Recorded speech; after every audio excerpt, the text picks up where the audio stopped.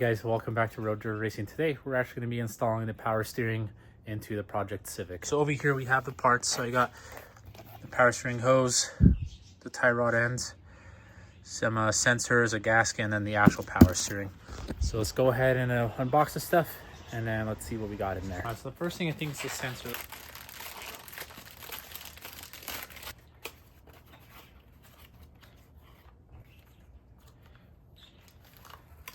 Yeah, so this will be the power steering pressure switch. So that will be actually installed on the lines.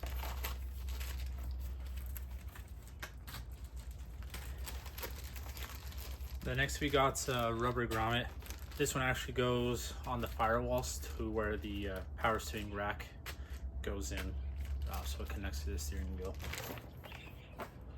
And here we got the, looks like the tie rod ends.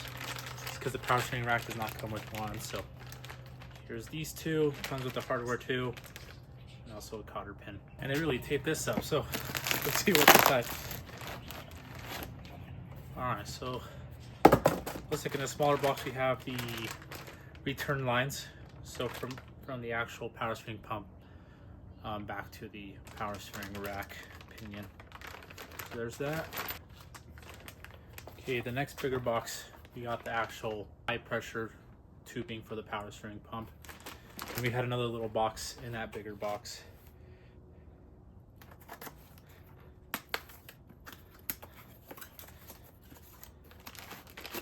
And now it just has, it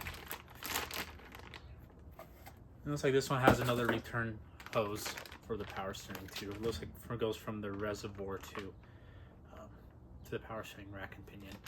Last but not least, we have the power steering rack.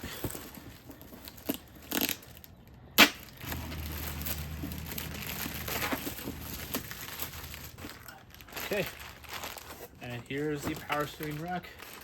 So next step, let's get to installing all this stuff. All right, so the first step of the install is going to be installing this little seal here.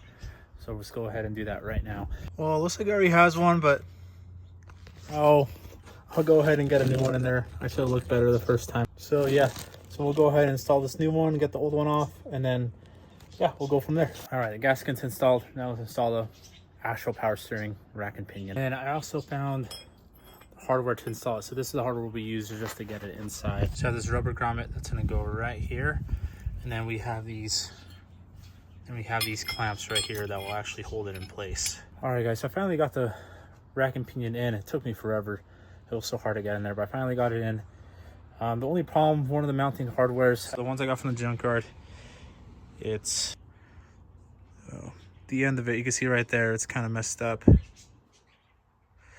So it's not wanting to go in onto this one. So I'm assuming the one in the junkyard was probably a little messed up. So now I have to find one of these bolts. I'm sure it's going to be somewhere in this garage, or else I'll just have to go to the hardware store and buy one. But that's kind of what's holding me back now. So I'm going to go look for it and then we'll see what we do from there. All right, guys. So I actually found the bolt, which is super nice. So I got that. So I got that installed. Okay, the next step now is just, I think, look over the lines for the power, look over the power steering lines. Well, the next step now, I think, is to look over the power steering lines and actually attach them and route them before I actually mount the rest. I don't know how difficult it is to get the lines on after mounting it. So we're gonna get the lines installed first and then we'll go ahead and mount the rest up. So I just installed the high pressure line. So I got this in there. Now it's time to get the low pressure line in. For the low power steering lines, I actually have to put it together. So I'll figure that out right now just because it comes all separate. All right, guys, so you can see I'm in the engine bay right now, but I finally got that return line installed. It took forever. So those are both in, just right there. So you got the return there, and then we have the high pressure line going in there. So all of them are routed right here, which the power steering pump will be here once we get the engine in. All right, guys, so I finally got the power steering in. So the rack's in, it's all tightened up. Lines are in too. Those are all tightened up too. The next thing now is actually attaching the rack to the actual steering column. So you're gonna see how that goes. I gotta straighten out the wheel, straighten out the rack too, make sure that's all straight. So I don't want a crooked steering wheel. So we're gonna do that next. All right, so finally got this in. I was trying to get the steering column in, but bad news. I totally installed it wrong. So I didn't know that on these, there's a flat side actually on the steering column that has enough space for the bolt.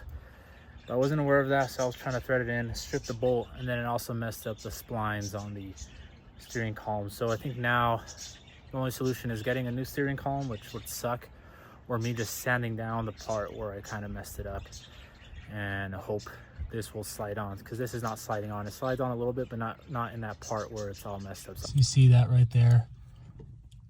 So this yoke is not wanting to slide on because of that. Because there was this flat spot I didn't realize hiding behind it, which where the bolt fits. So yeah, so that was totally my fault. And yeah, like I said, I stripped the bolts, so you can see here.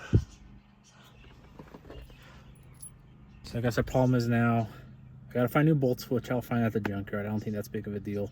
But now just a spline, trying to figure out how to fix that. Like I said, either sand it or replace the whole steering column, which it's gonna suck. I really do have to.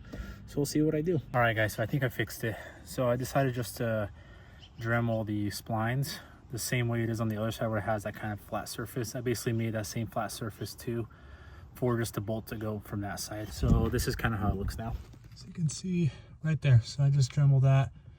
So it's the same thing as the other side. It's flat, and it will now be able to fit that bolt. And the nice thing is too, I was able to find some bolts too.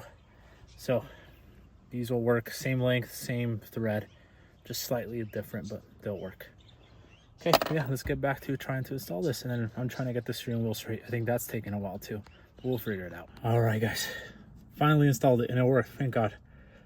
So steering's attached to the power steering now. All right, guys, just to recap, power steering's in, both lines are attached.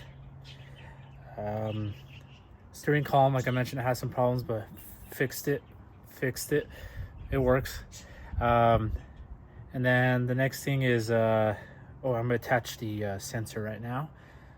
And then I was thinking about the tie rods. I think I won't install them yet, just because I think it'll be a while until we actually attach the wheels and suspension, and we'll do it after we put the engine in. So I don't want to put them in right now and then have them sit out and get rusty. So I'll just hold off on getting those on. But for now, look, this is how it looks. So there's that one side. Here's the other side. And then I think I got the steering wheel straight enough. Let's take a look. Well, let's show you guys. Let's see. So it does one turn and about half-ish.